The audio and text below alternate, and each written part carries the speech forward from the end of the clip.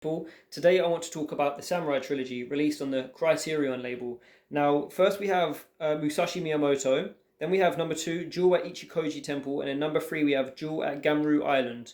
I haven't pronunciated them properly, but I gave it my best shot, I guess. Now, the director of these three films is Hiroshi Inagaki, and this trilogy fictionalizes the life of a real life Japanese man from the past. I'm not sure when this film is set, actually, when this man lived, but it fictionalizes his life. I'm not sure how much of it is true and how much of it is not. But he was a legendary swordsman, a writer and an artist. Oh right, a legendary 17th century swordsman. Okay, so not too long ago. And this tale. Obviously, it's a trilogy. It's like three chapters of this man's life, and it chronicles his journey from, as it says here on the back, like on the blurb, an unruly sort of, wouldn't say teen, but an unruly young man who doesn't know what he wants in life. He has the pick of like the girls in the village. He can go off with his friends. He wants a sense of adventure. He wants to be a samurai. You know, a big part of these Japanese films are all about like honor, being a samurai, being a warrior, being able to protect your family, being able to beat everyone up, being just the best, the strongest, but also being honorable and kind, and using your skills for the right reasons and not just to be a bully or a yeah. So what this does that's so unconventional is it in the first film. I believe it says here it's an Oscar winning. It's from 1944, 1954. It goes 1954, 55, and 56. That was the release of these three films. So I guess maybe they filmed them all at the same time. Um, you wouldn't know though, because as these films go on, the costume changes. I don't know about the cinematography, but like number 2 gets a bit more colourful.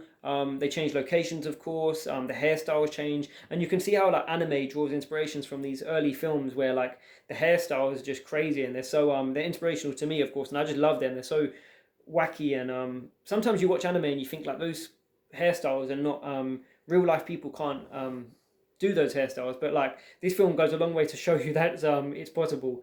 Um, yeah, so it's an Oscar winning. The first one is Oscar winning. I guess yeah, the Oscars is an American foundation, so an Oscar winning film for the first one. The first one is not my favorite. I will have to watch it again to sort of get more out of it. But what I want to um, praise about the first one is, I'm just drawing for the notes here, is that it doesn't paint this man as like wise and like a like he should be a hero from the first one. You know, a lot of the films sort of like we know that like from a child this person is very kind and does everything for everyone else. But no, this person is just a normal guy. He doesn't know what war is yet, and he wants to go to a battle. He leaves the village. He leaves the promise of a wife. A childhood lover. Goes off with his friend. They abandon their family. They go to war. It's not what they expected. He sees a lot of death around him. He loses people. He learns his lessons by encountering other people that are much tougher than him at that point in time. So we don't see him as this, he's brash, he's unruly, like I said before. He's not morally perfect. And it's just so, it's just really nice to see that somebody like the heroes, like the leads of films that we follow, are not just outright good from the start. They learn, they go on these journeys like all humans do. And yeah, number one is it's interesting. I'd love to hear what people think about number one, because he's not necessarily, he doesn't do like some good deed by the end. He's actually being chased by the village. He's a criminal. He's persecuted. He's hanged on a tree, and he falls in love. He finds this girl Otsu. She's this beautiful actor, and she sort of she falls for him, even though he's not necessarily the most desirable bachelor in the town. She falls for him, and like the monk, this sort of priest, he sort of empathizes with his plight, and together they sort of if the villagers find him, if the people in charge find him, he's for sure dead meat. But these two sort of they have a bit more empathy, and they're the sort of characters that I like the most. And so that's the first film, and then we go to the second film, and I think it's maybe 2 years later. I could be getting that totally wrong, but it is a little bit of a time jump. And our lead has gone off. He's gone off to learn the ways of the world, to wise up, to find a sword, to do battles, to gain that knowledge that everyone needs in the world to sort of grow up and become honest and mature.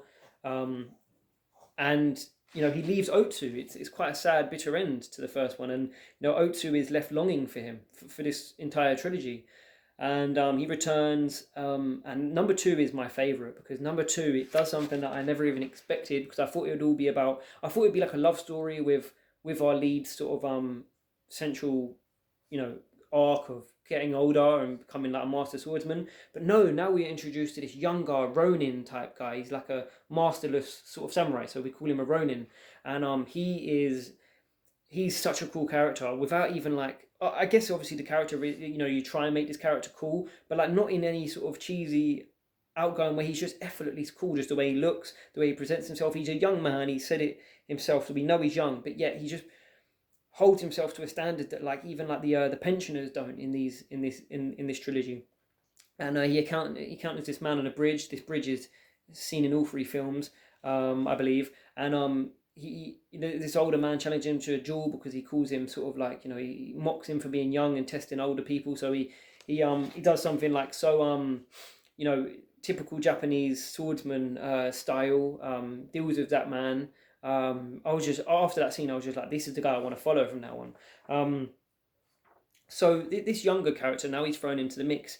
He's dangerous because like we know he's really good with a sword, but he's also very honourable for his age. Like really like weirdly enough, and he's not sort of like bragging about it. He doesn't want to be like he's on the same path as like our lead, but like they're going about it kind of in different ways. Whereas our central protagonist, he sort of thinks he needs to abandon everything, go off and come back. Whereas this other guy, he's just on a journey where he encounters people, he helps them. But then after number two, he sort of settles down with Otsu. It's a bit weird how he's now with Otsu, but he never treats her wrong. And he respects it. Like Otsu actually loves our protagonist, our central protagonist. So it's kind of weird in that. I would like to watch it again and sort of delve more into that sort of like love triangle. But it just goes to show like how women were treated in centuries past, just sold like because Otsu has a mother and she's not a very nice woman. I mean, in those times she might not be morally very. Even the characters point her out for being morally wrong. But this was filmed in the 1950s, so morals and social etiquette have changed and how we think about humans and women.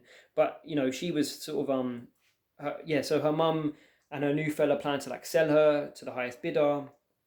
No regards to if she loves them or if she actually cares about it. It's just in the mother's interest. So we have that, but but obviously this new fella obviously got with her, and so like the premise for number two is that once our master swordsman returns, every scene we see him in, he doesn't lose. He beats everyone. He's grown like a renown now. He's infamous. Everyone knows that he's like the man.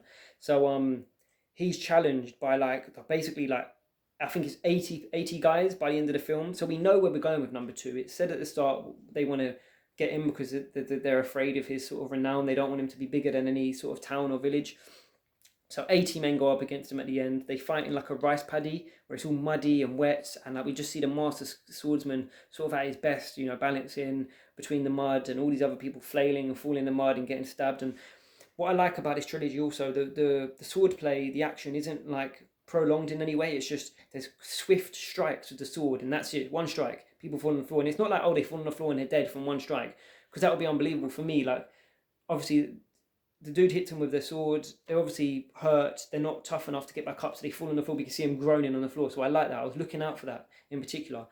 So he's just striking these people quick, swiftly, really dancing with it. And then that's number two. And then we go into number three, and this is like where it comes to a head, because like now both protagonists are older.